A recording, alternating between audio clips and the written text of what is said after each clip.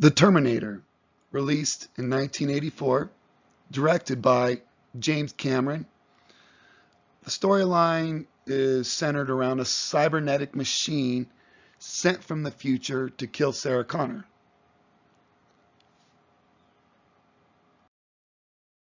Semantics: the machine, alternate timeline, future, the past. These are some of the basic building blocks of this film.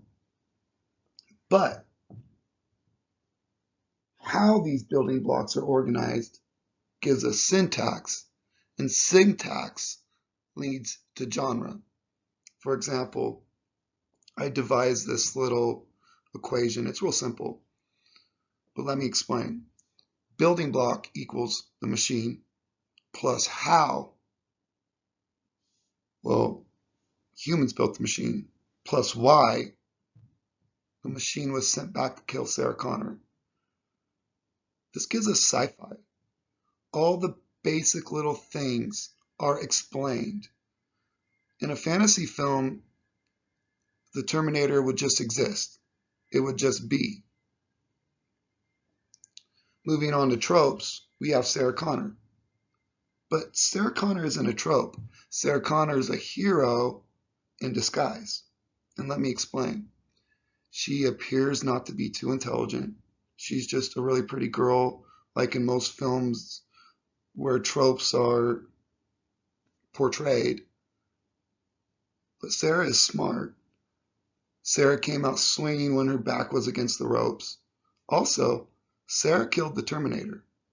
With that said, she doesn't conform to what would have been thought as proper for a woman in the 1980s. Moving on, let's discuss metaphor. Here we have the created T100 versus the creator, humans. It's a real basic, overused metaphor. It's been used, 2,000-3,000 years. The Greeks used real similar metaphors. Perseus versus the Titans, or Perseus versus the gods, things of that nature. And moving on, we have allegory. And I found this concept on Oregon State's website. It's real simple, and here it is. We have a tenor, which is a hidden concept, equals girls are strong, obviously, plus the vehicle, thing that conveys meaning, equals Sarah Connor. Also, finally, we have ideology. Here, I think it was just your real simplistic technophobic warning of artificial intelligence. If you build it too good, it just might come back and get you. Here in this slide, we're going to talk about gender, female, male. On the surface, it just seems real prototypical. Sarah, her friend, the waitress, real pretty girls, just living normal lives. And Kyle, seemingly just a soldier, the Marine type, in the movie to save the day. And we have Arnold, but Arnold's role was even a bit revolutionary. The main star being the bad guy. But let's remember, Arnold wasn't at the height of what he was in the second movie. But once again, they just seem prototypical on the surface. Sarah, once again, she kills the Terminator. She's strong, just as strong as Kyle, who is strong himself, but I would label him more as a guide, an assistant along Sarah's journey. Moving on to slide 6, sexuality. I would say, once again, it's real prototypical of the 1980s. But it did have some hidden meaning, which I think the director did put some thought into. Once again, let's remember, just a little bit of skin was seen as a big deal in 1984.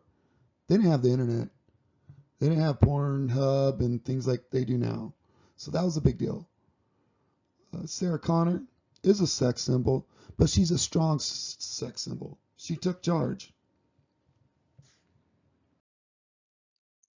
Representation of race, or should I say lack of.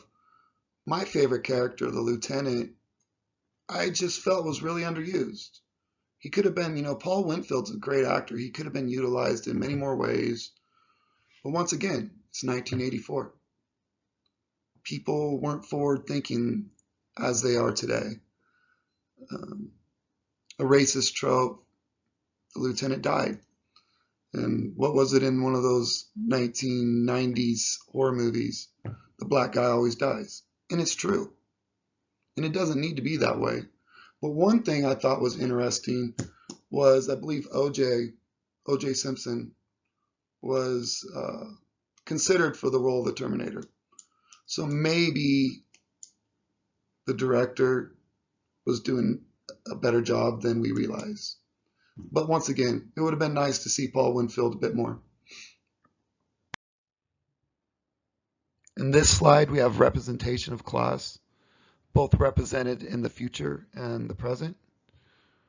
I think we have a bad generalization here. Both families, or both people, I should say, excuse me, are portrayed as dirty-faced, lack of clothing. And these are some true things about being poor and homeless, but not always. Some homeless people are hardworking people.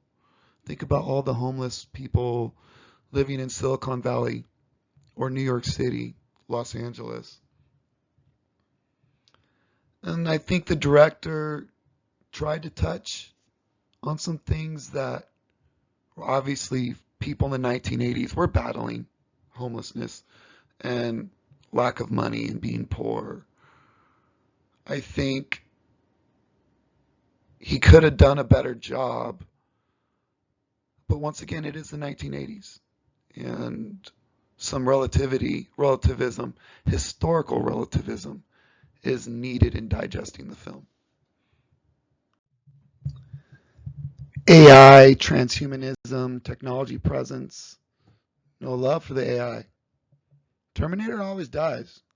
Why? James Cameron spent all these millions of dollars in what was almost a flawless special effect and used it very oddly. Why can't the Terminator live? Why can't he be the star of the film?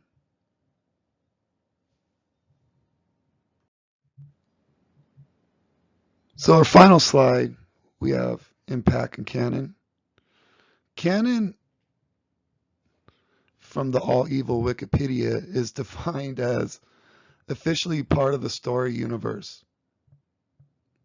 So that leaves us a lot of room, I would say. Changing the past changes the future. That's officially part of the story. Only biologically covered material can travel through time. Most definitely a part of the story. Also, Arnold could play different Terminators. We know this.